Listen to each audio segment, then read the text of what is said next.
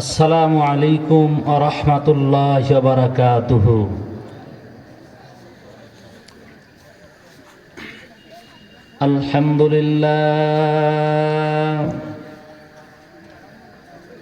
আলহামদুলিল্লাহ নাহমাদুহু ওয়া নাস্তাঈনুহু ওয়া নাস্তাগফিরুহ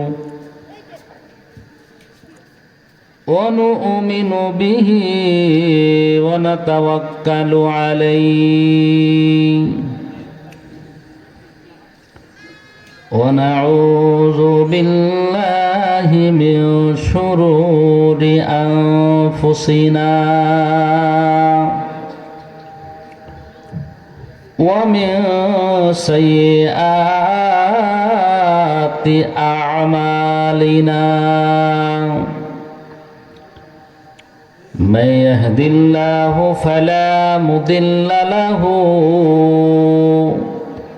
ومن يضلله فلا هادي له ونشهد أن لا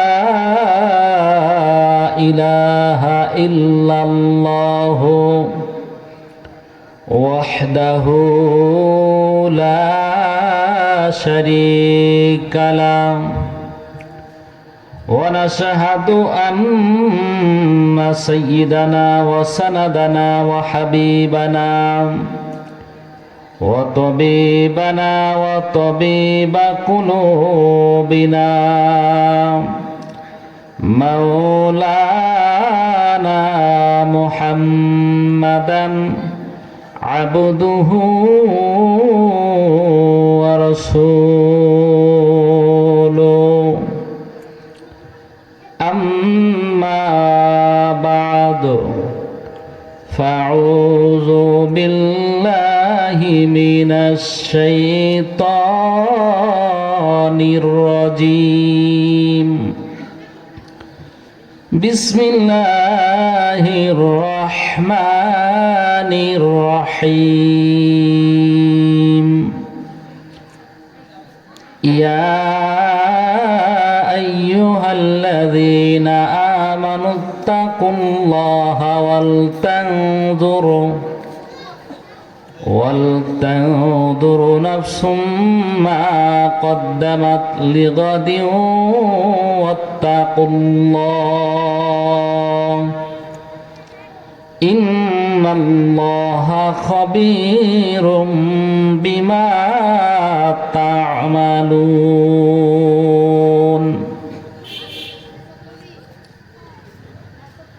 عن أبي هريرة رضي الله تعالى عنه قال قال رسول الله صلى الله عليه وسلم من يأخذ عني هؤلاء الكلمات فيعمل بهن ويعلم من يعمل بهن قلت أنا يا رسول الله فأخذ بيدي فعد خمسا فقال اتق المحارم تكن أعبد الناس وارضى بما قسم الله لك تكن أغنى الناس وأحسن إلى ذلك تكن مؤمنا وأحب للناس ما تحب لنفسك ولا تكثر الضحك فإن كثرة الضحك تميت القلب أو كما قال عليه الصلاة والسلام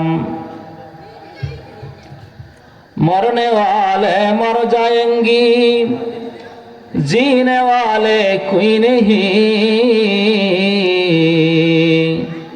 रोने वाले बहुत होगी जाने वाले कोई नहीं ला इलाहा इल्लल्लाह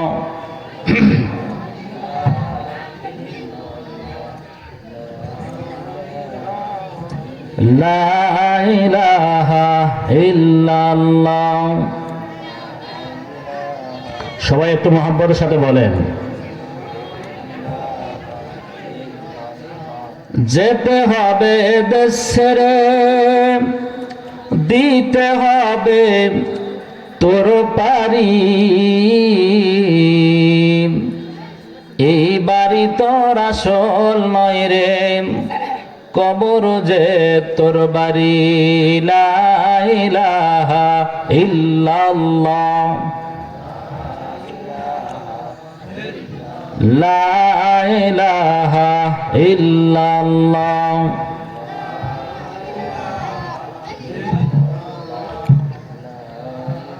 এই কালেমার জন্য নবীজি সইলেন কত জ্বালাতন।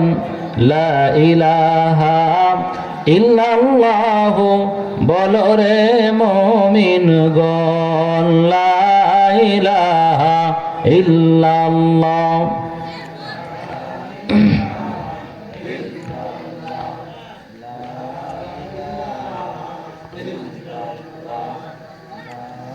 লা ইলাহা ইল্লাল্লাহ মুহাম্মাদুর রাসূলুল্লাহ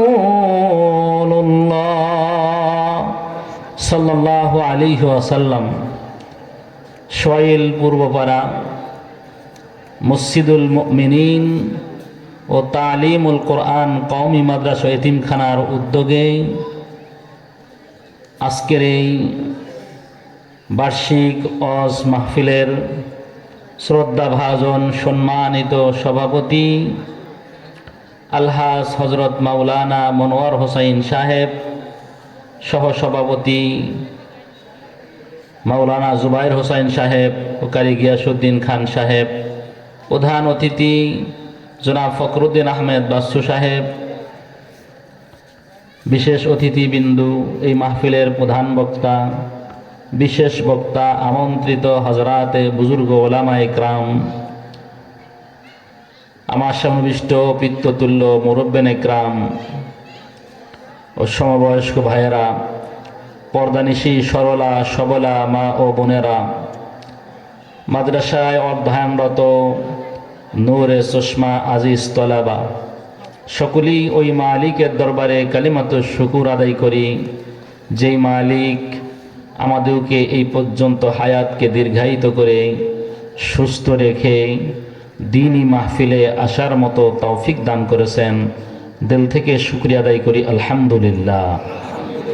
আর একটু জোরে বলেন আলহামদুলিল্লাহ। শত কোটি দরুদ বিশ্ব মানবতার মুক্তির দিশারি, সর্বকালের শ্রেষ্ঠ মানব, আকায়ে নামদার, তাজদারে মদিনা, জনাবে মুহাম্মদুর রাসূলুল্লাহ সাল্লাল্লাহু আলাইহি ওয়াসাল্লামের প্রতি পৌঁছে যাক আমাদের পক্ষ থেকে লক্ষ কোটি দরুদ ও সালামের হাদিয়া। সকলেই অন্তরস্থল থেকে অত্যন্ত ভক্তিভরে মহাব্বতের সাথে পড়ি সাল্লাল্লাহু আলাইহি ওয়াসাল্লাম। সম্মানিত ভাইয়েরা, আপনারা ভালো আছেন? সুস্থ আছেন? সুস্থ রাখার মালিক কে? আরো জোরে বলেন কে? আল্লাহ। মানুষ সুস্থ থাকলে আওয়াজ কম হয় না বেশি হয়? কম হয় না বেশি হয়? একটু মাঝে মাঝে জোরে আওয়াজ না করলে নাস্তিক মুরতাদ মনে করবে মুসলমানরা ঘুমায়া পড়ছে। এই জন্যই ওরা মাঝে মাঝে বিভিন্নভাবে ইসলাম, মুসলমান, আলেম ওলামা নিয়ে বিভিন্ন কটূক্তি করে। ওরা দেখতে চায় মুসলমান ঘুমান্ত না জাগ্রত। কথা বলেন ঠিক কিনা? মুসলমান যদি জাগ্রত থাকে, মুসলমান যদি জাগ্রত থাকে, এদেশের নাস্তিক মুরতাদ মাথা চাড়াতে উঠতে পারবে না। এই জন্য মাঝে মাঝে তাকবীর দিতে হয়, মাঝে মাঝে আওয়াজ করতে হয়। আপনারা জেনে থাকবেন, বাংলাদেশের ভাগ্যগাছে এক কুলোটার জন্ম হয়েছিল, নাম ছিল তসলিমা নাসরিন। এই তসলিমা নাসরিন যখন ইসলাম এবং মুসলমান এবং বোরকার বিরুদ্ধে কলম ধরল, যা মনে চায় স্বাধীনতা আছে বলে যা মনে চায় তাই লিখতে শুরু করলো। বাংলার শাইখুল হাদিস আল্লামা আজিজুল হক রহমাতুল্লাহি আলাইহি নব্বরাল্লাহু মারকাদা হুজুর সেদিন বলেছিল, শোনো, বাংলাদেশের ভাগ্যাকাশে এক চূর্ণীর আত্মপ্রকাশ ঘটেছে। পুরলিঙ্গ হলে চোর আর স্ত্রীলিঙ্গ হলে বলে চূর্ণী। ঘরের মালিক যদি সজাগ থাকে, চোর আর চূর্ণী কিন্তু সুবিধা করতে পারে না। কথা বলেন ঠিক কিনা?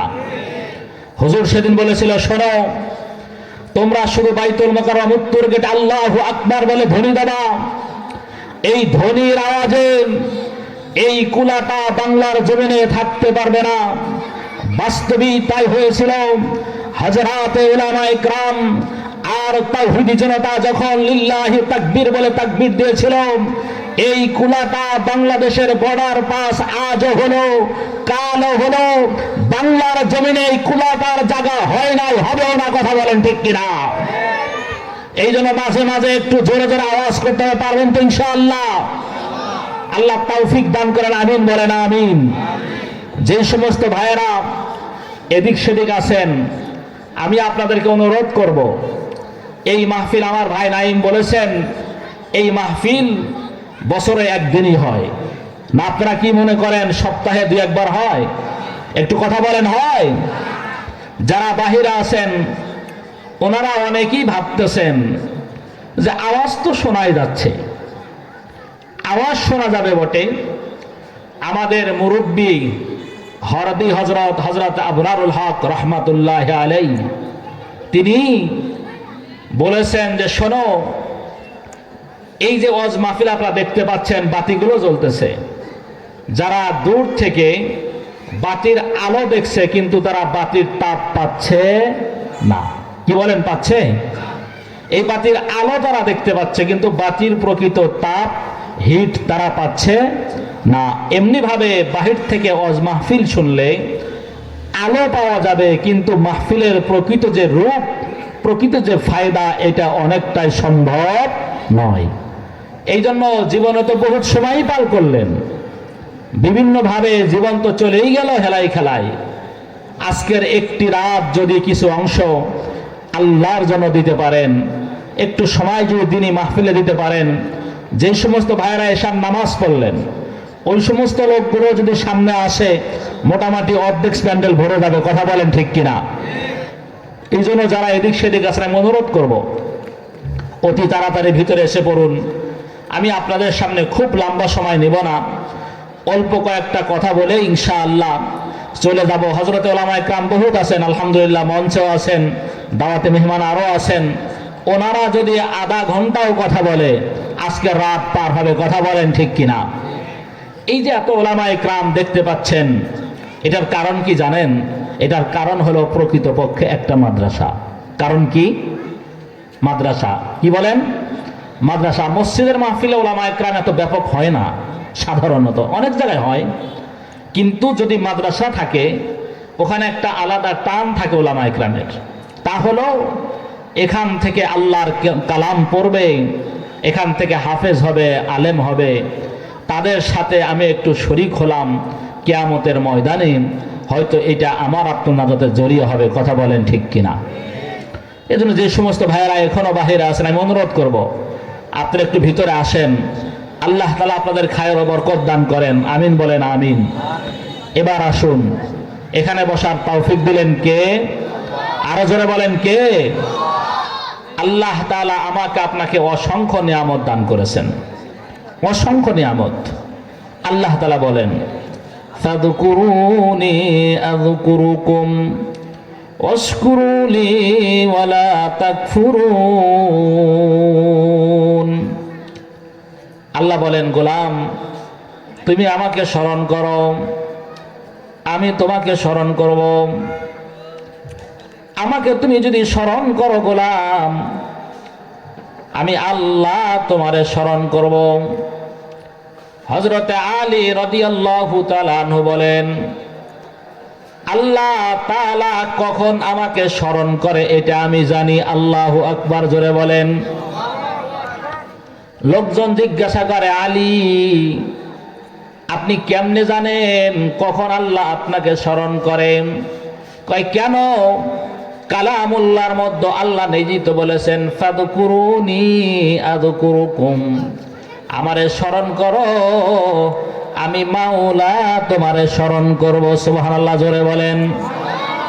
আয়াত থেকে আমি আপনি বুঝলাম যতবার যখন আমি আপনি আল্লাহকে স্মরণ করব, আমার মালিক প্রত্যেকটা মুহূর্ত আমাকে আপনাকে স্মরণে এবং নজরের মধ্যে দৃষ্টিতে রেখেছেন।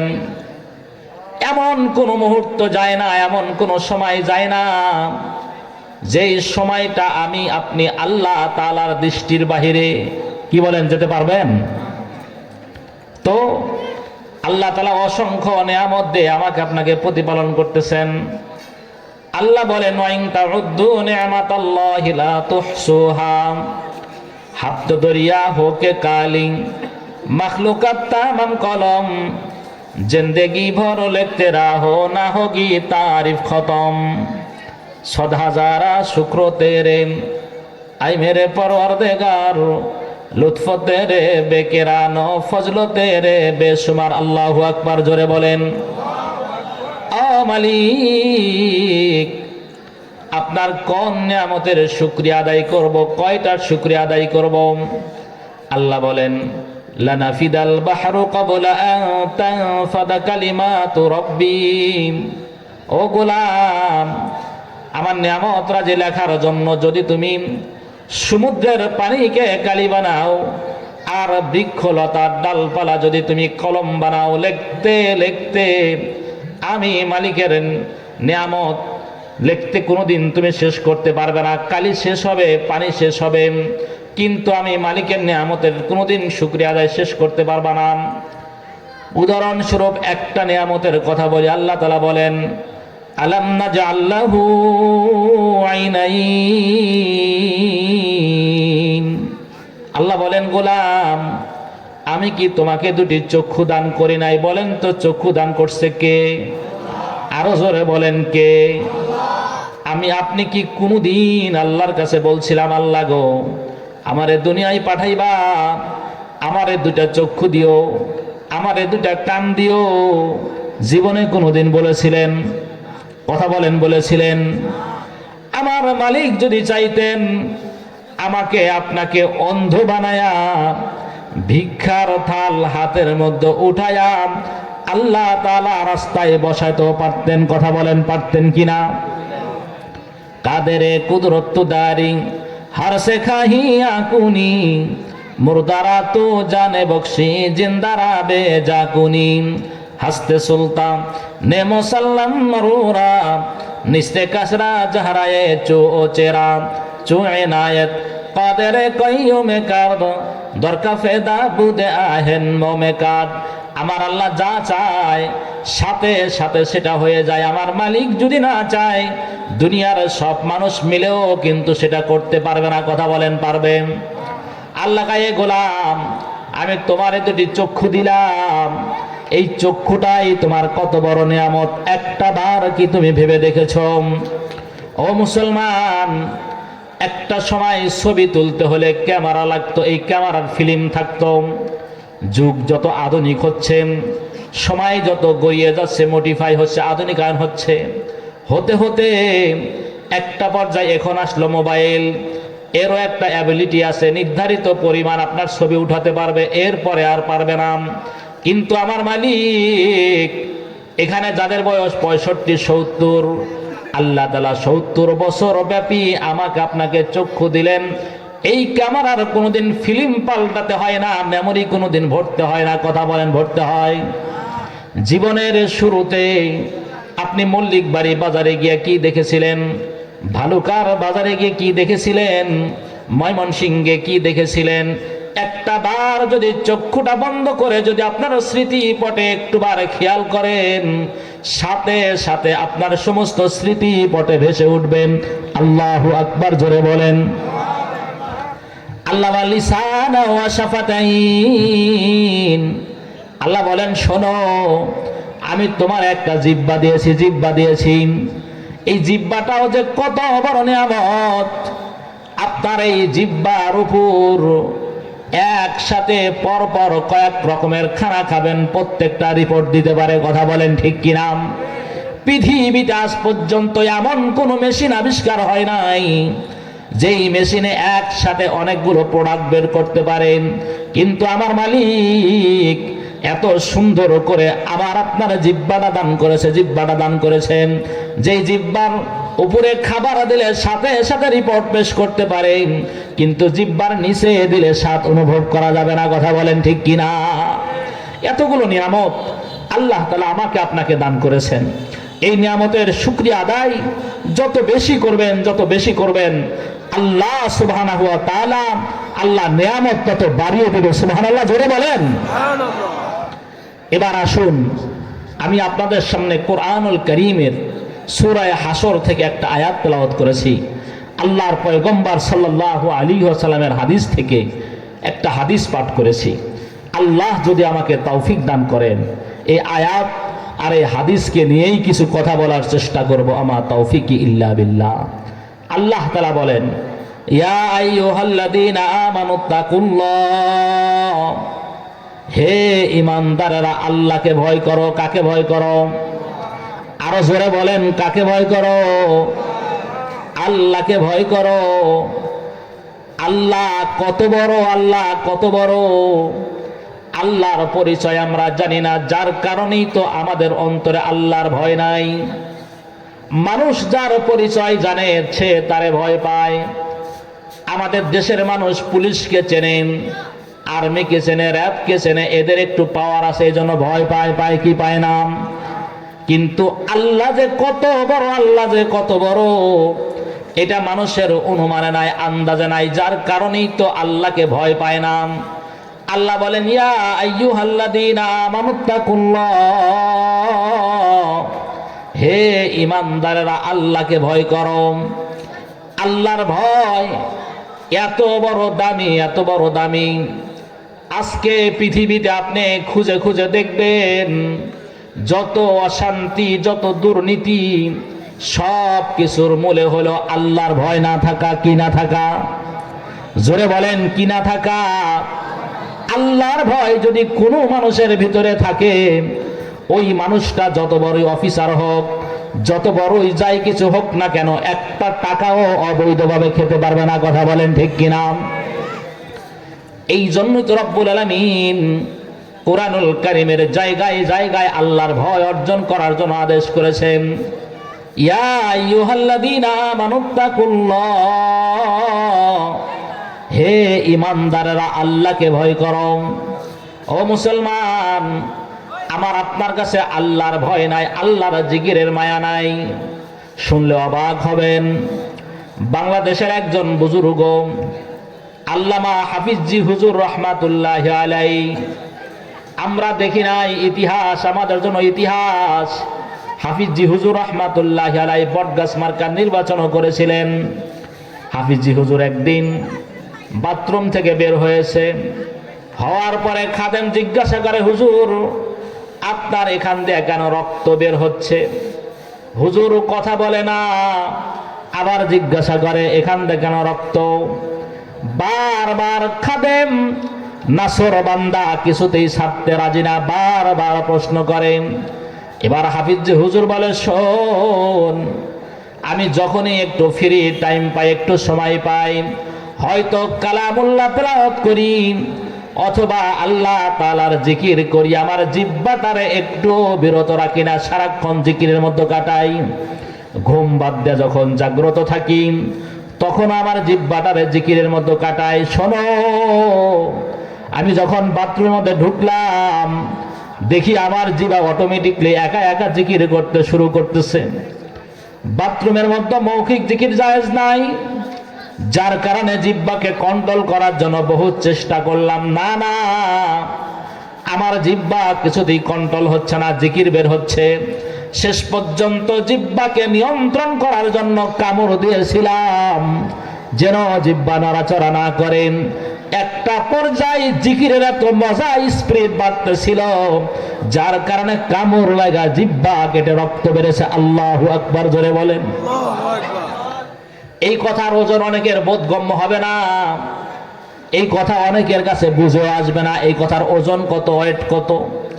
ও মুসলমান, আল্লাহর জিকির যারা যত বেশি করে, যত বেশি করে, ওই মানুষটা মৃত্যুর পরে হাসতে হাসতে মাওলার জান্নাতে চলে যাবে। সুবহানাল্লাহ। আল্লাহ বলেন, ইয়া আইয়ুহাল্লাযীনা আমানুত্তাকুল্লাহ, হে ঈমানদাররা আল্লাহকে ভয় করো। আল্লাহর ভয় কোন জিনিসের নাম? আল্লাহ রাব্বুল আলামিন সূরা ইউসুফে ইউসুফ পয়গম্বরের চরিত্রের আলোচনা করেছেন। ইউসুফ পয়গম্বর জুলেখা নির্জন কুঠুরিতে আটক করেছে, দরজাগুলো বন্ধ করা। এবার জুলেখা হযরত ইউসুফ আলাইহিস সালাতু ওয়াস সালামকে বলে, এই ইউসুফ, আমি তোমায় ভালোবাসি, তোমায় আমায় ভালো লাগেন। ইউসুফ, ঘরের দরজা বন্ধ করা আছে রে ইউসুফ, এখন যদি আমার সাথে দেহদান করো, মিলন ঘটাও, দুনিয়ার কোনো নারী দেখবে না, দুনিয়ার কোনো পুরুষ দেখবে না। জুলেখা তার মূর্তির মুখগুলো কাপড় দিয়ে ঢাকতে শুরু করেছেন। ইউসুফ পয়গম্বর এই দৃশ্য দেখে জিজ্ঞাসা করে, জুলেখা, মূর্তির মুখ কেন তুমি কাপড় দিয়ে ঢাকো, কারণটা কি? জুলেখা উত্তর দিয়েছিল, বাংলার কোন এক কবি এইভাবে বলেছেন, কাপড়ে ঢাকিলা তুমি দেবতার মুখ, কেমনে ঢাকিব আমার বিধাতার মুখ। জুলেখা রে, তুমি এমন এক খোদার পূজা করো যেই খোদার মুখ কাপড় দিয়া ঢাকা যায়। আমি আমার আল্লাহকে ভয় পাই, আমার আল্লাহ তো সেই আল্লাহ, লা তাখুযুহু সিনাতু ওয়ালা নাওম, যে আল্লাহর ঘুমও ধরে না, তন্দ্রাও আসে না, ঘুমের ভানটা পর্যন্ত যার হয় না। এ জুলেখা, আমি তোমার প্রস্তাবে রাজি হতে পারি না, প্রস্তাবে রাজি হতে পারি না।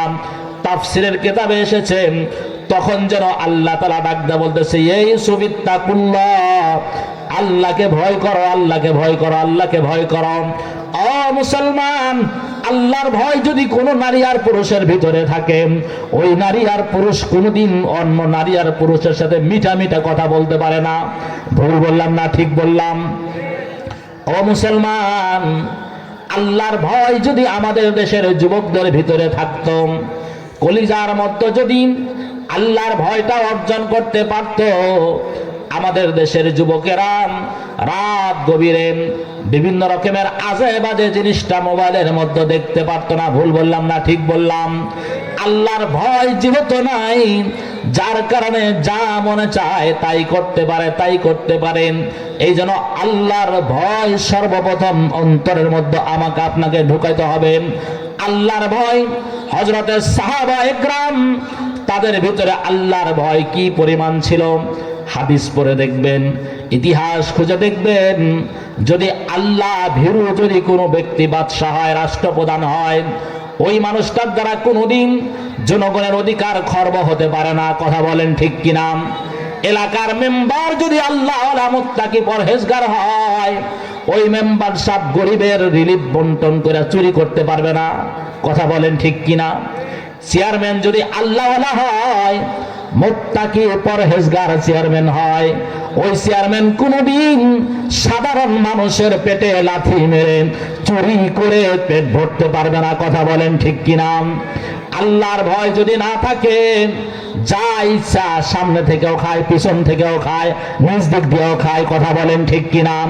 এই জন্য আল্লাহ বলে, শোনো, আমার ভয় যদি অন্তর অর্জন করতে পারো, তাহলে দেশটা এমনিতেই সুন্দর হয়ে যাবে। আল্লাহ ওয়ালা মুত্তাকি মানুষ যদি ক্ষমতার আসনে আসীন হয়ে যায়, দেশটা সুন্দর হয়ে যায়। ইতিহাসের পাতা থেকে আপনাদেরকে ইতিহাস শোনাই। মুসলমানদের ইতিহাস বড় সুন্দর ইতিহাস ছিল। আজকে আমরা মুসলমান বটেন, কিন্তু আমাদের ভিতরে মুসলমানিত্ব দিন দিন হারায়া ফেলতেছি। আমাদের পরিচয়টা আমরা যেন দিন দিন হারায়া ফেললাম, যার কারণে আজকে মুসলমানের ভিতরে মুসলমানিত্ব প্রতিদিন প্রত্যেকটা মুহূর্ত লোপ পাচ্ছে। কথা বলেন ঠিক কিনা? এই জন্য অতীতের ইতিহাস শোনাই। অতীতে যারা আমাদের রাজা বাদশাহ ছিল, আমাদের বাদশাহ ছিল বাদশাহ নুরউদ্দিন।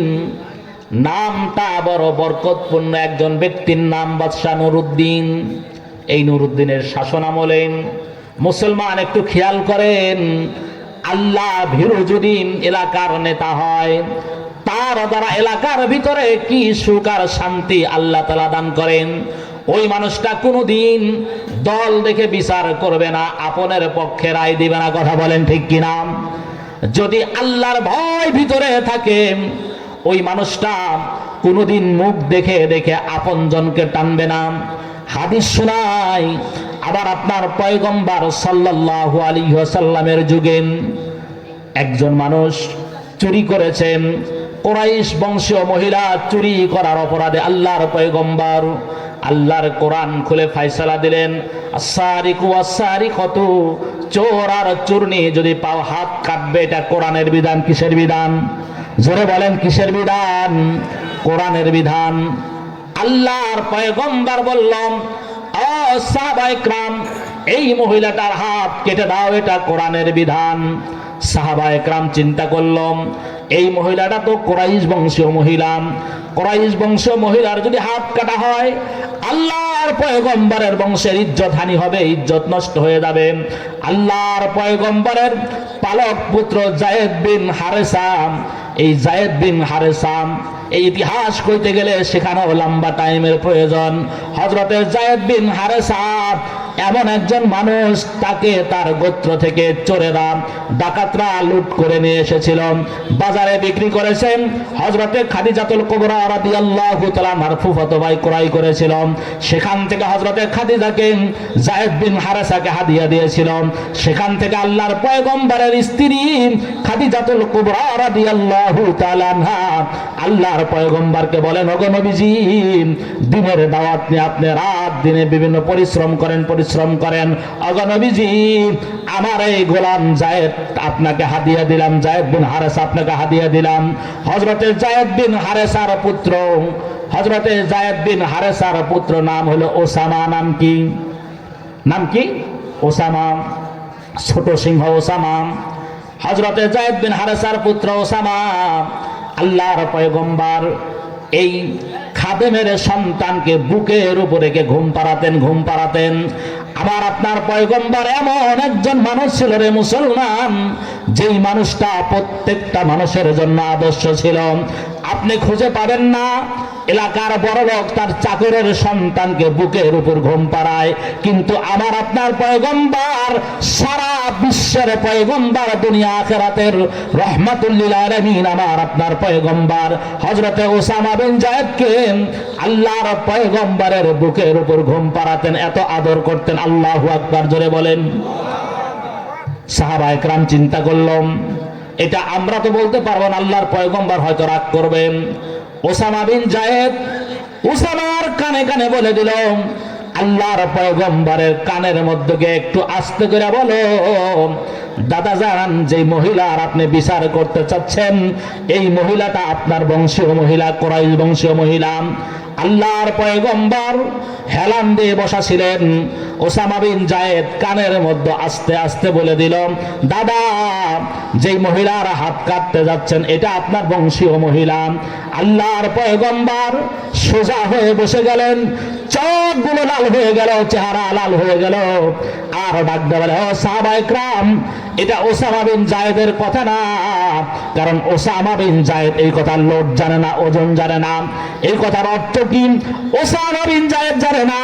নিঃসন্দেহে তোমরা কেউ ওসামাকে বুঝিয়ে দিয়েছ, যার কারণে ওসামা আমার কানে কানে এই কথা বলে, শোনো শোনো, লাউ সারাকাত ফাতিমা বিনতে মুহাম্মাদিন লাকাতাতু ইয়াদাহা, শোনো, আমার কুরাইশ বংশের মহিলা তো দূরের কথা, আমার কলিজার টুকরা, আমার অংশ, আমার গোশত, আমার টুকরা হযরতে ফাতেমা যদি চুরি করতে, শুনে রাখো, আমার ফাতেমা তো এমন ফাতেমা, এমন ফাতেমা। হাদিসের মধ্যে এসেছেন, ইতিহাসে এসেছেন, আল্লাহর পয়গম্বর সাল্লাল্লাহু আলাইহি ওয়াসাল্লামের মেয়ে হযরতে ফাতেমার ঘরে একদিন খাবার নাই, দুদিন খাবার নাই, ক্ষুধার যন্ত্রণায় সহ্য করতে পারে না। ছোট্ট বাচ্চা হযরতে হুসাইন রাদিয়াল্লাহু তাআলা আনহু দুধ না থাকার কারণে সে পিপাসিত, ক্ষুধার্ত।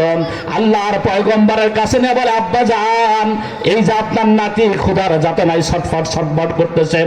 আল্লাহর পয়গম্বর বাচ্চাটাকে হাতের মধ্যে বলে, হায় হায়, আমার এই হুসাইন যিনি জান্নাতি যুবকদের সর্দার হবেন, আমার ফাতেমা মহিলাদের নেত্রী হবে, সর্দারনি হবে, অথচ তার ঘরের মতো খাবার নাই।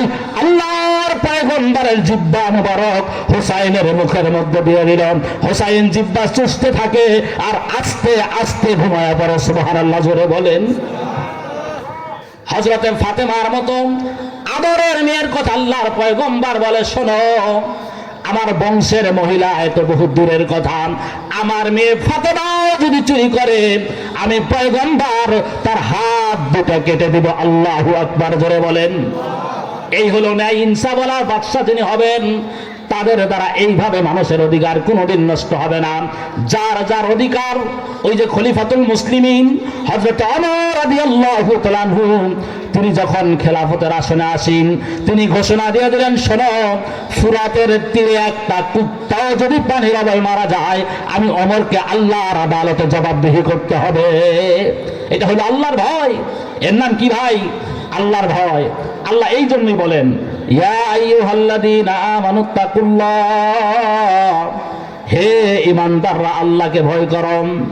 বলতেছিলাম নুরউদ্দিন জাহাঙ্গীর একটা ইতিহাস শোনায়, ভারতবর্ষের ইতিহাস।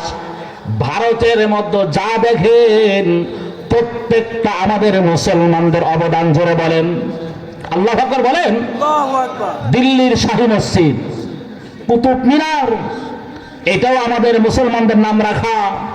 সবই ইতিহাস আমাদেরই ছিল, কিন্তু ইতিহাস কালক্রমে পরিবর্তন করে আজকে ভারতের মাঝে মুসলমানদেরকে অত্যাচার করা হয়। অথচ যা ছিল ঐতিহ্যবাহী প্রত্যেকটা মুসলমানের অবদান ছিল। তাই নুরউদ্দিন জাহাঙ্গীর ক্ষমতার আসনে আসীন।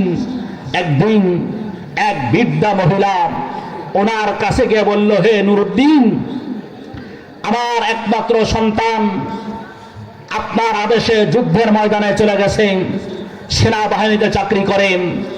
আমি আমার পুত্রবধূকে নিয়ে আমার ঘরে বসবাস করতে আমার বড় ভয় হয়। কোন লম্পট যেন আমার পুত্রবধূকে প্রিজিং করে, উত্ত্যক্ত করে, বিরক্ত করে। একদিন বলে গেল, নুরউদ্দিন জাহাঙ্গীর কথা বললেন না। দ্বিতীয় দিন আবার এসে মহিলা বলল, হে নুরউদ্দিন জাহাঙ্গীর, শোনো, আমি তোমাকে হতে দেখেছি, তুমি আমাদের সামনে জন্ম নিয়েছ। শোনো, যদি আমার পুত্রবধূ, আমি জাতিতে একজন বিধর্মী, আমি মুসলমান নই বটে, তুমি যে আল্লাহকে বিশ্বাস করো, তুমি যে কিয়ামতকে বিশ্বাস করো, যদি আমার পুত্রবধূর ইজ্জত লঙ্ঘিত হয়, তোমার আল্লাহর আদালতে কিয়ামতের দিন তোমার বিশ্বাস অনুযায়ী কিয়ামতের ময়দানে তোমার বিরুদ্ধে আল্লাহর কাছে বিচার দায়ের করব। আল্লাহু আকবার বলেন। নুরউদ্দিন জাহাঙ্গীর বলল, যাও, আবার যেদিন আসবেন তুমি আমাকে আস্তে আস্তে চুপে সারে একটু আমাকে জানাইয়া দিও। পরের দিনেরই ঘটনা, মহিলা এসে ডাক দিল, নুরউদ্দিন, কে যেন আমার ঘরে ঢুকে পড়েছে, আমার পুত্রবধূর ইজ্জত নিয়ে হয়তো ছিনিবিনি খেলবে। নুরউদ্দিন জাহাঙ্গীর বলল, যাও, আমি যাচ্ছি। নুরউদ্দিন জাহাঙ্গীর দ্রুতগামী ঘোড়া নিয়ে দ্রুত পৌঁছে গিয়ে ঘোড়াটা রেখে দেখলো একজন দারোয়ান বাহিরে পাহারা দিচ্ছে। প্রথমেই তলোয়ার দিয়ে তারে শিরচ্ছেদ করে ওখানে হত্যা করে ভিতরে ঢুকলেন। ঢুকে আগেই তাক করলেন কোন জায়গায় এই নরাধমে লম্পট আছে। ঢোকার পরে বলল, মা, বাতিটা অফ করে দাও। বাতি অফ করে দিল। নুরউদ্দিন জাহাঙ্গীর সে প্রথম চানছে এই নরাধমের কাল্লা কেটে হাতের মধ্যে নিয়ে এবার বলল, মা, বাতি জ্বালাও।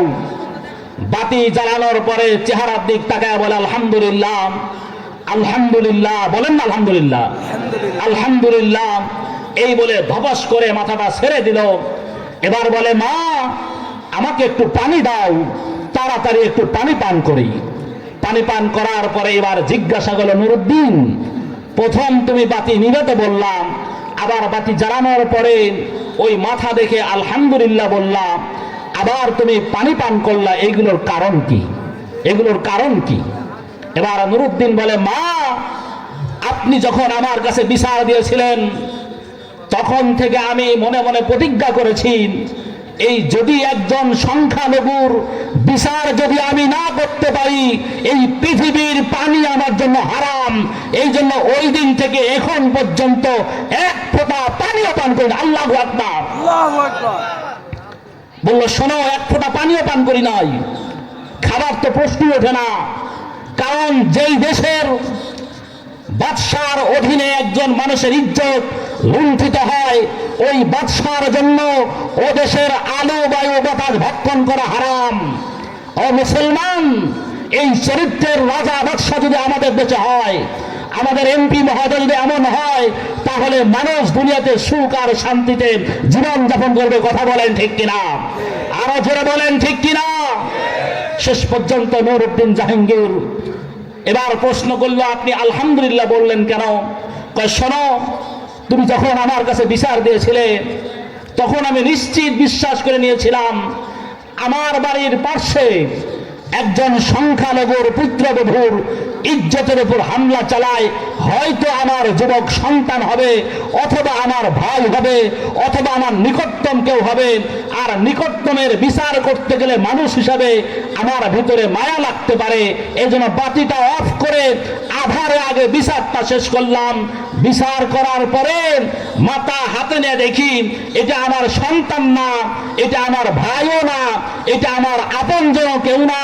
আল্লাহর শুকরিয়া আদায় করলাম যে আল্লাহ, আমার আপনজন কেউ না। এটা যদি আমাদের নেতারা এইভাবে যদি আপনজনদেরকে টাইট দিদার শাসন করত, তাহলে এই দেশের ভিতরে এত দুর্নীতি, এত রকমের অসহায়তা হতো কিনা? কথা বলেন ঠিক কিনা? এই জন্য আল্লাহ বলেন, আল্লাহর ভয় অর্জন করো। কার ভয়? আরো জোরে বলেন, কার ভয়? আল্লাহর ভয় যদি ভিতরে থাকে। আমাদের কাছে রিপোর্ট আছে, সচিব অনেক বড় অফিসার, বাড়ি থেকে জমি বিক্রি করে বাসা করা লাগে। আর সচিবের পিয়ন কয়েকতলা বিল্ডিং করে। আপনারা দেখছেন না পত্র পত্রিকায়? কত কিছুই না হলো, কত কিছুই না ঘটলো। যদি সে জানতো এটা জনগণের সম্পদ, অবৈধভাবে খাওয়া যায় না, এদেশের টাকা বিদেশে পাচার করতো না। কারণ একটাই, আখিরাতে আল্লাহর আদালতে জবাব দেওয়ার ভয় যেহেতু ছিল না, এই জন্য দুই হাত দেওয়া যা মনে চায় তাই করেছে। কথা বলেন ঠিক কিনা? সম্মানিত সুধী, সময়ের চাহিদা প্রেক্ষাপটে এই জন্য আয়াতটা তেলাওয়াত করেছে। আল্লাহ তাআলা বলেন, ইয়া আইয়ুহাল্লাযীনা আমানুত্তাকুল্লাহ, হে ঈমানদাররা আল্লাহকে ভয় করো।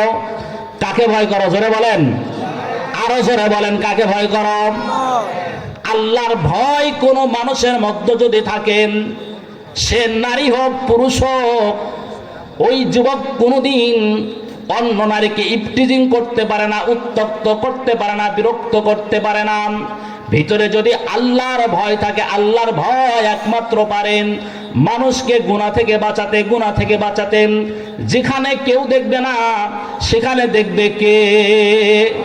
আরো জোরে বলেন, কে দেখবে? আল্লাহ। আল্লাহ তাআলা দেখবে। এই ভয়টা যদি কোনো মানুষের ভিতরে থাকেন, সে নারী হোক পুরুষ হোক। আমাদের দেশের অনেক যুবক আছেন, যে সময় মোবাইল অহরহ ব্যবহার ছিল না, ওই সময়ের কথা বলছি। গাড়িতে উঠে যুবক ডানেও তাকায় না, বামেও তাকায় না, ওস্তাদ একটা হিন্দি লাগান। ও মুসলমান, দিন যত গড়াচ্ছে গুনাহ করা তত সহজ হয়ে যাচ্ছে। গুনাহ আজকে হাতের মাথায়। একটা সময় সিনেমা দেখতে হলে আপনার ভালুকায় যাওয়া লাগতো, কিন্তু যুগ এত কাছে এনে দিয়েছেন, আপনার হাতের মধ্যে আপনি কি চান সবকিছু দেওয়া হয়েছে। এই সামনে থাকার পরও যদি কেউ বিরত থাকেন, একমাত্র শুধুমাত্র কেবলমাত্র আল্লাহর ভয়ের দ্বারাই পারে, অন্যভাবে হয় না। কথা বলেন ঠিক কিনা? ঘটনা শুনে আপনাদেরকে, কিতাবের নাম আদালাতুস সামা, আসমানের বিচার, লেখক আল্লামা খাত্তাবী রহমাতুল্লাহি আলাইহি ঘটনা এনেছেন। আল্লাহর একজন বান্দি, আল্লাহর একজন বান্দা ঘটনাটা এইভাবে বর্ণনা করেছেন। আল্লাহর বান্দা জাতিতে ছিল, ব্যবসায়ী ছিল, একজন কসাই। ভোরবেলা ফজরের আগে আল্লাহর বান্দা গরু বা খাসি জবাই করেন, অতি তাড়াতাড়ি ফ্রেশ হয়ে ফজরের পরে দোকান খুলতো, গোস্ত বিক্রি করতাম। একদিন আল্লাহর বান্দা গরু জবাই করে রওনা দিয়েছে, বাড়ির দিকে যাবেন। এমন সময় একটা গলির ভিতরে মানুষের আত্মচিৎকার, গঙ্গারের আওয়াজ পেলাম। আল্লাহর বান্দার মনের মধ্যে মায়া লাগলো, হয়তো অবশ্যই কেউ ওখানে আহত হয়েছেন। আল্লাহর বান্দা গিয়ে দেখে একজন মানুষ রক্তাক্ত অবস্থায় জমিনের মধ্যে পড়ে আছেন, আর পেটের মধ্যে তখনও ছুরিটা পড়ে আছেন। আল্লাহর বান্দা অতি দ্রুত ছুরিটা বের করেন, তাকে কাঁধে নিয়ে রওনা দিল। চিকিৎসা করা প্রয়োজন, চিকিৎসা করা প্রয়োজন।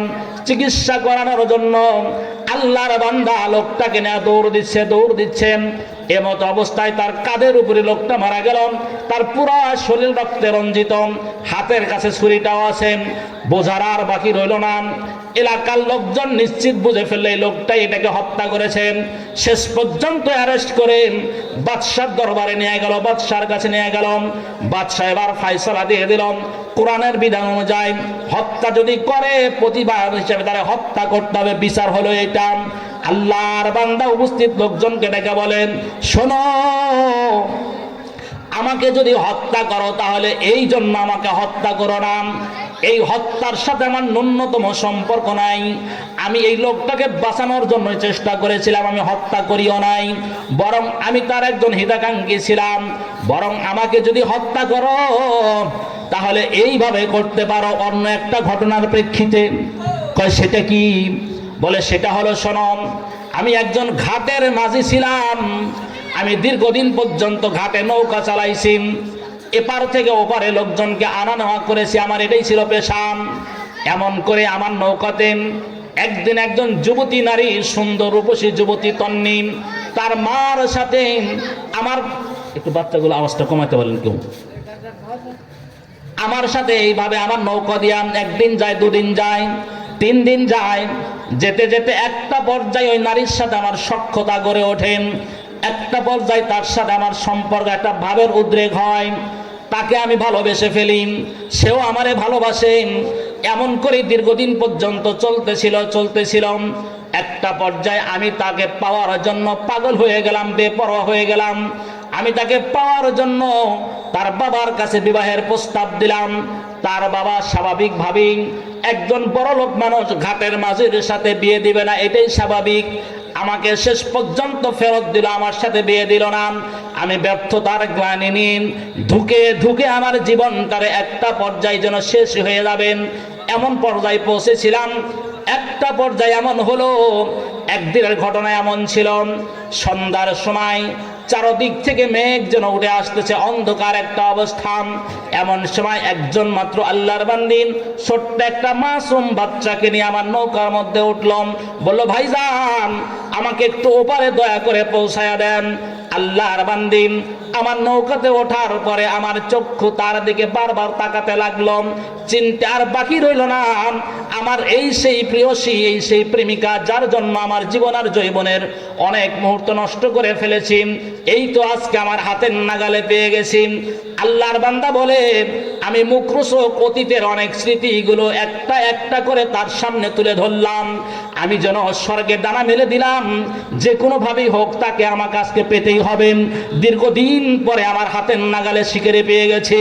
আমি যতই রসের আলাপ করি, যত কথা বলি, আল্লাহর বান্দির চেহারাটা বোরকা পরা ছিল। আল্লাহর বান্দি ততবার আমার এই প্রস্তাবকে ঘৃণার সাথে প্রত্যাখ্যান করেন, ঘৃণার সাথে আমাকে প্রত্যাখ্যান করে দেয়। না না, আমার কথায় সে রাজি না, বরং আমাকে বলে, হে যুবক, আল্লাহকে ভয় করো। কাকে ভয় করো? জোরে বলেন, আরো জোরে বলেন, কাকে ভয় করন? আল্লাহকে ভয় করন। এবার যুবতী বলে, শোনো, তুমি কি মনে করো আমি জানি না?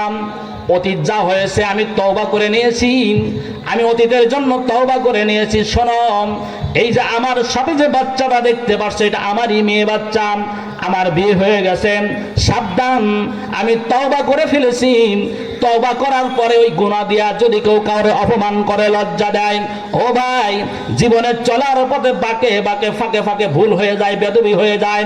কেউ যদি তওবা করে নেয় আর ওই লোকটাকে যদি অতীতের কথা মনে করে যদি কেউ লজ্জা দেয়, শরম দেয়, শুনে রাখেন, আল্লাহ তাআলা আপনাকে অপমান করে তারপরে আপনাকে কবরে নেবেন। অথচ আল্লাহ তাআলা বলেন, যে ব্যক্তি তওবা করে, যে ব্যক্তি তওবা করেন, আল্লাহ তাআলা তার গুনাহগুলোকে পরিবর্তন করে তোর ওই জায়গার মতো নেকি দেয়। সুবহানাল্লাহ, জোরে বলেন। যে ব্যক্তি আমান তাবা আমিলা সালিহান, যারা তওবা করে নেক আমল করেন, ফায়ুবাদদিল্লাহু, আল্লাহ তাআলা পরিবর্তন করে গুনাহটারে নেকির দ্বারা পরিবর্তন করে দেন। আল্লাহর বান্দা বলে, যুবক, আমার অতীতের জন্য আমি তওবা করেছি, আর আল্লাহ তাআলা তওবা করার দ্বারা গুনাহ মাফ করে দেয়, আমি তওবা করেছি। এ যুবক, সাবধান, সাবধান সাবধান, আমার এত বড় ক্ষতিটা করো না। আমার জীবনের সবচাইতে দামি জিনিসের নাম হলো চরিত্র আর সতীত্ব। পাসপোর্ট ভিসা হারায় গেলে পাওয়া যায়, পরীক্ষায় ফেল করলে আবার কিন্তু পরীক্ষা দেওয়া যায়, কিন্তু কোন নারী আর পুরুষ যদি চরিত্র নামক মহান সম্পদ একবার হারায় ফেলে, সে জীবনে কোনোদিন বলতে পারবে না আমার চরিত্র ঠিক আছে। কথা বলেন ঠিক কিনা? আরো জোরে বলেন ঠিক কিনা? আল্লাহর বান্দি বলে না না, আমি তোমার প্রস্তাবে রাজি হতে পারি না, রাজি হতে পারি না। একটা পর্যায়ে আল্লাহর বান্দা বলে আমার ভিতরে হিংস্রতা বেড়ে গেল, আমি মনুষ্যত্ব হারিয়ে ফেললাম, আমার মধ্যে যেন মনুষ্যত্ব নাই। ও মুসলমান, যার মাঝে মনুষ্যত্ব নাই ওই মানুষটা মানুষ না। কথা বলেন ঠিক কিনা? গারবা সুরত আদমি সাবুদে আহমদ আবু জাহেলে সাবুদে আদমিরা আদমিয়াতে রাজনাস আদমিরা বেআদমিয়াত হিজমাস। মানুষের মধ্যে যদি মানুষত্ব না থাকে ওই মানুষটা মানুষ হতে পারে না, শুধু চেহারায় মানুষ হতে পারেন, গুণগত মানুষ হতে পারে না। এই জন্য মানুষের মধ্যে যেই দামি জিনিসটা তার নাম হলো মনুষ্যত্ব। কথা বলেন ঠিক কিনা? আল্লাহর বান্দা বলে আমি মনুষ্যত্ব হারায়া ফেললাম, আমি যেন সব কিছু ভুলে গেলাম। আল্লাহর বান্দি বারবার আমাকে বলতেছিল আল্লাহকে ভয় করো, আল্লাহকে ভয় করো, কিন্তু আমার কঠোর হৃদয় তখনও তো আমি আল্লাহর পরিচয় ওইভাবে জানি না। যার কারণে বললাম শোনো, তুমি যদি আমার প্রস্তাবে রাজি না হও, তোমার সন্তানটারে এই পানির মধ্যে সলিল সমাধি দিব, এর মাঝে তোমার বাচ্চাটারে কবর দিব। ভয় দেখাতেছিলাম। আল্লাহর বান্দী শেষ পর্যন্ত বলে যুবক আমি তওবা করে ফেলেছি, তওবা করে ফেলেছি। না না, আমি না আমার সন্তান বিদায় দিয়ে দিব, সন্তান বিদায় দিব, কিন্তু আমার চরিত্র নামক মহান সম্পদ নষ্ট করবো না। তোমার যদি মায়া না লাগে আমার বাচ্চাটারে তুমি পানির মধ্যে চুবাইতে পারো, তুমি যা ইচ্ছা তাই করো। ও মুসলমান, মা তো সেই মানুষ, মা তো সেই মানুষ, মা তো সেই মানুষ যেই মানুষটা বাচ্চার জন্য এত দুঃখ কষ্ট সহ্য করেন, এত কষ্ট করে, এত কষ্ট করেন। মেডিকেল সায়েন্স বলে, মেডিকেল সায়েন্স বলেন, মা তো সেই মানুষ। বাচ্চা যখন মার পেটের মধ্যে দিন দিন একটু একটু করে বড় হতে থাকে, মার পেটের চাইতে বাচ্চার পরিধি বড় হয়, এমন সময় আল্লাহ রাব্বুল আলামিন বাচ্চার পাটাকে মার কলিজা বরাবর নিয়ে যায়। মেডিকেল সায়েন্স বলেন বাচ্চা যত বড় হতে থাকেন মার কলিজাটা আল্লাহ উপরে তত তুলতে থাকেন। একটা পর্যায়ে বাচ্চা যখন পৃথিবীতে আসার সময় হয়ে যায়, এই সময় এত ঘন ঘন লাথি মারে আঘাত করেন। মেডিকেল সায়েন্স বলেন এমন একটা লাথি যদি কোনো পুরুষের কলিজার মধ্যে মারত, পুরুষ পৃথিবীতে বেঁচে থাকতে পারত না। মেডিকেল সায়েন্স আরো বলে একজন মা যখন সন্তান প্রসব করেন এই পরিমাণ ব্যথা হয় 45 ইউনিট প্লাস। একজন জীবিত মানুষের অনেকগুলো হাড় হাড্ডি যদি একসাথে ভাঙা হয় যেই পরিমাণ কষ্ট না হয় তার চাইতে বেশি কষ্ট হয় মা যখন সন্তান প্রসব করেন। ও মুসলমান, এই মার সামনে সন্তানকে ডুবে মারবেন। আল্লাহর বান্দি এত কিছু মাথা বেঁধে নেয়, তারপরও আল্লাহর বান্দি চরিত্র নষ্ট করে না। শেষ পর্যন্ত জালেম বলে শোনো, আমার ভিতরে মনুষ্যত্ব হারা ফেললাম। একটা পর্যায়ে মার কাছ থেকে মেয়েটারে টাঙ্গা কাছে নিলাম। আল্লাহর বান্দি বারবার সন্তানকে বাঁচানোর জন্য জীবন মরণ যুদ্ধ করতেছিল আমার সাথে। মা তো সেই মানুষ, পত্রিকায় পড়ে দেখেছি একবার ঢাকা বাসার মধ্যে আগুন ধরল, বিমান বাহিনী কর্মী উদ্ধার করতেছেন। এবার দুখুনি মা বলেন আমার বাচ্চাটারে নিয়ে যাও, আমি মা জ্বলে পড়ে সরকার হয়ে যায়, আমার দুঃখ নাই। আমার সামনে আমার বাচ্চা যদি আগুনের মধ্যে পড়ে মরে আমি মা সহ্য করতে পারবো না। আল্লাহর বান্দি বলে শেষ পর্যন্ত আমার সন্তানটাকে বাঁচানোর জন্য বারবার চেষ্টা করে, অনুনয় বিনয় করেন, হিংস্রর সাথে বারবার হস্তাহস্তি করেন। আল্লাহর বান্দা বলে না না, শেষ পর্যন্ত মহিলা মানুষ আমার সাথে শক্তি দিতে পারবে না। শেষ পর্যন্ত তার বাচ্চাটাকে নিয়ে আমি পানির মধ্যে চুবাইয়া ধরলাম। মাথাটা যখন পানির মধ্যে ডুবাইয়া ধরলাম, বাচ্চাটা বাঁচার জন্য যেন আকুতি করতেছিল, হাত নাড়াইতেছিল, কিন্তু ও তো জানে না কত বড় হিংস্রের হাতে আজকে ধরা পড়েছে। মাথাটা উঠে ফেললাম, বললাম দেখ তোর বাচ্চা আর একটু পরে হয়তো মারা যাবে, এখনো সময় আছে, কি বল? আল্লাহর বান্দি বলে যা মনে চাই করো, তারপর চরিত্র নষ্ট করতে পারবো না, চরিত্র নষ্ট করতে পারবো না। শেষ পর্যন্ত আল্লাহর বান্দা বলেন আমি দ্বিতীয়বার আবার পানির মধ্যে চুবাইয়া ধরলাম। ধরার সাথে সাথে কিছুক্ষণের মধ্যে আল্লাহর বান্দি ছোট্ট মানুষ মারা গেল। আমি তার চোখের সামনে লাশ লাশটা পানির মধ্যে ভাসায় দিলাম। দুখুনি নির্বাক হয়ে গেছেন, কথা বলতে পারে না, হতভম্ব হয়ে গেছে, ফেল ফেল করে শুধু তাকিয়ে আছে।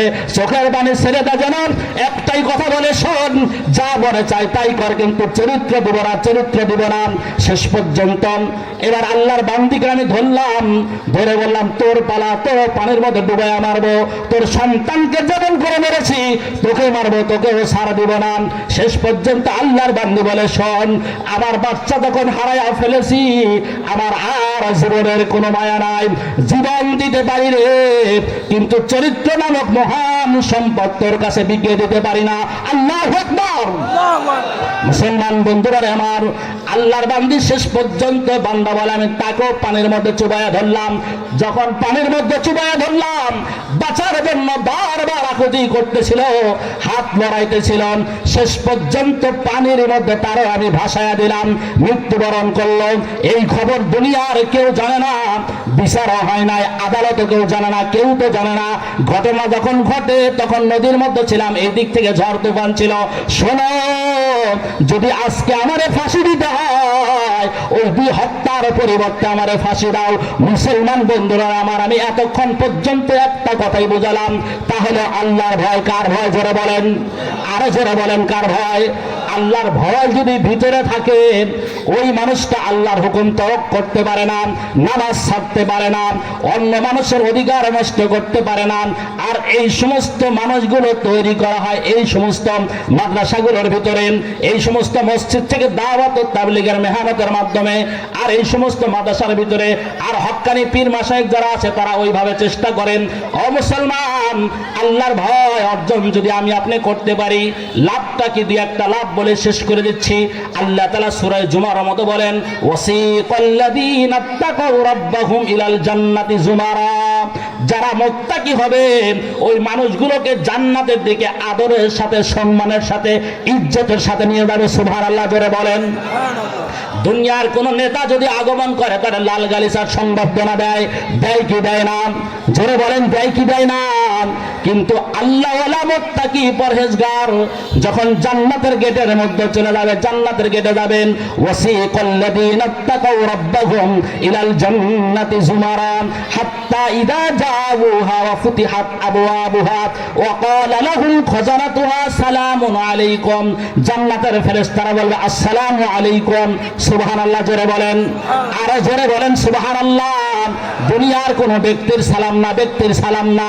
আরেকটা হাদিস শোনাই, জান্নাতীরা যখন জান্নাতের মধ্যে থাকবেন, আনন্দ ফুর্তির মধ্যে ব্যস্ত থাকবে, হঠাৎ করে দেখতে পাবে, উপরের দিকে তাকায় দেখবে বিশাল একটা নূর দেখা যাচ্ছেন। এমন সময় জান্নাতীরা দেখতে পাবে আমার মালিক জান্নাতীদেরকে ডাক দেবে, আসসালামু আলাইকুম ইয়া আহলাল জান্নাহ, হে জান্নাতবাসী, তোমাদের প্রতি আমি মালিকের সালাম। আল্লাহু আকবার জোরে বলেন, কার সালাম? জোরে বলেন, আরো জোরে বলেন, কার সালাম? দুনিয়ার কোন এমপি মন্ত্রীর সালাম না, আল্লাহর সালাম। ও মুসলমান, যারা আল্লাহর ভয় অন্তর অর্জন করতে পারবে, ওই মানুষগুলো যখন জান্নাতের গেটে যাবেন, জান্নাতের দারোয়ান পর্যন্ত তাকে সালাম দিয়ে বরণ করবে। সুবহানাল্লাহ জোরে বলেন।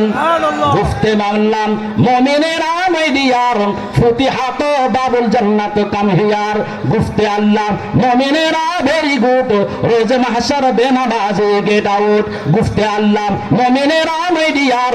আল্লাহ বলবে, হে আমার প্রিয়, হে আমার মাই ডিয়ার, হে আমার প্রিয়, কাছে আসো, কাছে আসো, আদর করে যত্ন করে জান্নাতের মধ্যে প্রবেশ করাবে। সুবহানাল্লাহ জোরে বলেন। আল্লাহ অন্যত্র বলেন, ও ইদ্দাত লিল মুত্তাকিন, আল্লাহ জান্নাত বানাইছে মুত্তাকিদের জন্য। কাদের জন্য? জোরে বলেন, আরো জোরে বলেন, কাদের জন্য? আল্লাহ অন্যত্র ইন্নাল মুত্তাকিনা মাফাজা, যারা মুত্তাকি তারাই সফল কাম হবে, তারাই সফল কাম হবে। আর একটা দুটা হাদিস বলে শেষ করে, আল্লাহর ভয় অর্জন করলে কি হয়? আল্লাহর ভয় অর্জন করলে এত লাভ হয়, এত ফায়দা, এত ফায়দা হয়।